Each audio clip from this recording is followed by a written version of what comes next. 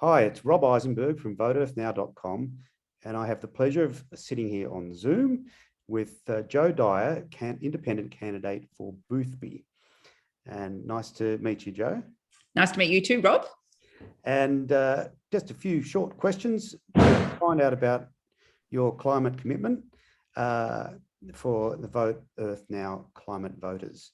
Firstly, how has climate change affected the people in the Boothby electorate? Well, I think it's affected Boothby in two ways.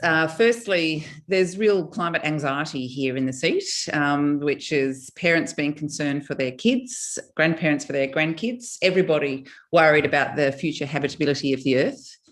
And the second way here in Boothby is that, we're a very broad and diverse electorate. We encompass the Adelaide Hills, where there's fear of bushfires, the plains, where there's concern about flooding, and the seas, where there's concern about coastal erosion and inundation. So we've really got the triple whammy to be anxious about. Fair enough. So you've seen the voteearthnow.com website. How do you think it will make climate voters sure that getting the climate message through to government will work? When I've been out on the hustings, many voters have said that taking urgent action on climate change, as befits the crisis that's confronting us, is their number one issue. So having a tool like this means they can go in and check which candidates share those concerns and want to take action for them. It's a really straightforward tool and really effective, and I really recommend it. Thank you. And lastly, if you win the seat, how will you expedite climate action?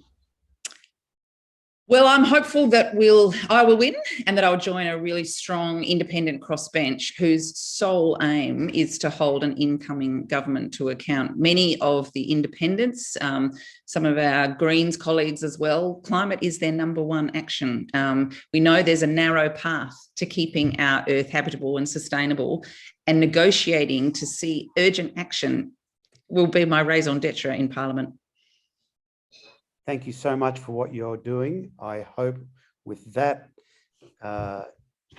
mission, you win.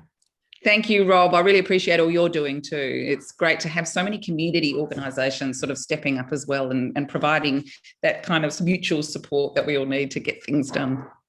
We all need to change to make government change. If you want to change things, you've got to change your vote this time.